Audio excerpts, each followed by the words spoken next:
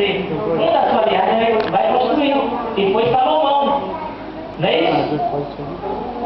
Qual foi o projeto de Deus para Jonas? Ó, você vai para Nínive.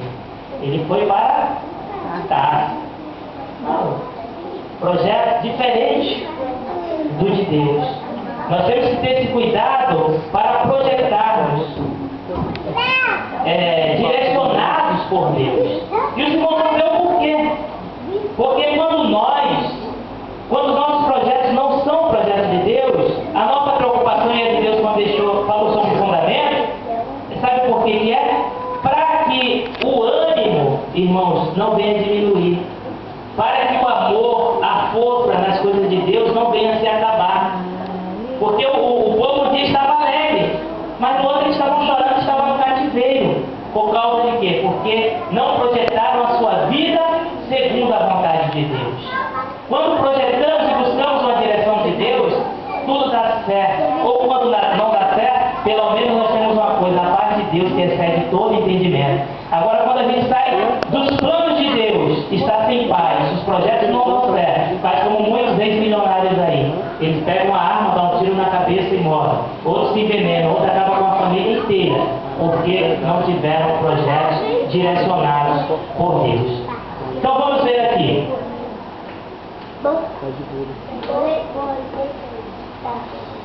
Deus, quando Ele fez projetos, irmãos, Ele tinha projetos para nos surpreender, porque os planos de Deus são muito mais elevados do que o nosso, sim ou não? Então, como seres humanos, nós estamos terminando. Como seres humanos, não estamos muitas das vezes preparados para o não de Deus. Nós estamos aqui falando de Jesus Cristo como fundamento. Quando Deus é o nosso fundamento, existe sim não para a nossa vida, sim ou não, irmãos? Até lá no princípio, no Gênesis, Deus falou, ó, vocês podem comer, usufruírem de todo esse jardim aqui, mas dessa árvore, em outras palavras, Deus falava o quê? Não. Não era isso? Dessa árvore, não. Na nossa vida, nós sempre vamos ter sim ou não da parte de Deus. E nós devemos estar alerta a isso. E às vezes quando Deus ele fala não, ao nosso olhar é ruim, mas para Deus é o melhor para nós naquele momento. Nós como seres humanos, nós temos que entender isso.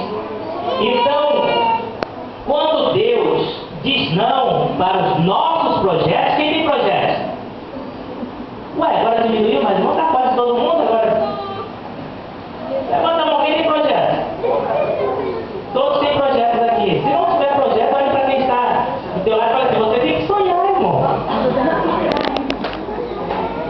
Então, quando Deus diz não para os nossos projetos, não tem pessoas aí que fizeram projetos e até agora não deram certo? Isso não quer dizer que Deus deu uma palavra definitiva. Mas pode ser que Deus já falou, não, isso eu não quero para você. E você não tem que entender isso.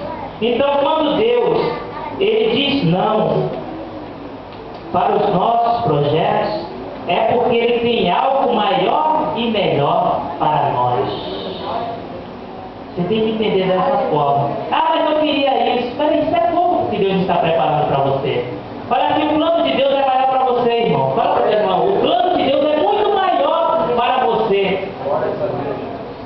Então, se Deus ele falou não para os nossos projetos, é porque Ele tem algo maior e melhor para nós.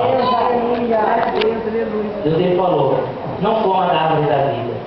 Deus ele falou para o seu povo, quando ele ia ficar aqui, está tentando vocês vão ficar lá. Mas os meus pensamentos, ó, vocês vão aprender esse processo. Nós aprendemos com os não de Deus, irmãos. Nós aprendemos, quando Deus fala não, é para que a gente aprenda alguma coisa. E Deus ele falou, meus pensamentos para vocês, ainda que parece que eu não estou ajudando vocês, são pensamentos de paz. Depois vocês vão ler em casa, Jeremias 29, do 10 até o 13. A Bíblia fala que nós temos que ser como criança, não é, irmãos? Nós temos que ser como criança, na pureza, às vezes inocentemente, as crianças agem daquele jeito, amorosa, tantas características da criança.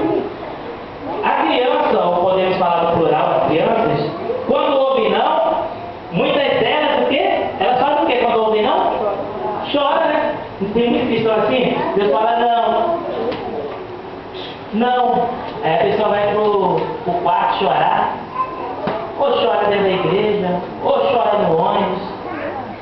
Mas a pessoa chora, faz como aquela criança.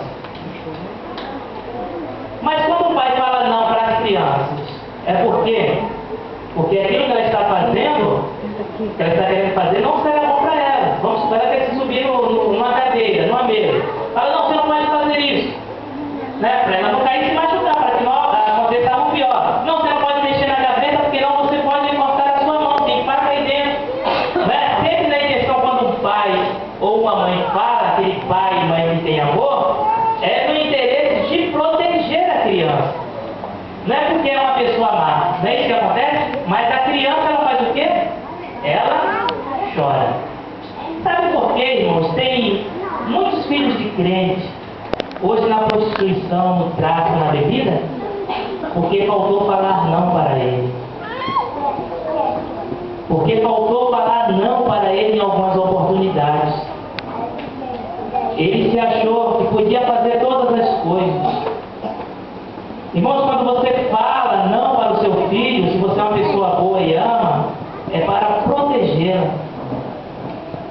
Tem situação que a gente vai falar, sim, você pode. Tem outra que ainda que a gente sinta, mas a gente tem que entender que pode prejudicar, e a gente tem que falar, não, isso eu não posso.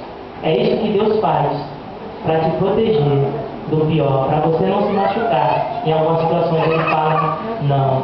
Você tem que aprender a conviver com o não de Deus. Mas você também tem que entender que a sua vida não é só de não de Deus. Vai ter momentos que ele vai falar assim, seja abençoado, toma isso, você nem pediu, mas eu estou te dando. Nós temos que entender que nós servimos a um Deus que faz essas coisas.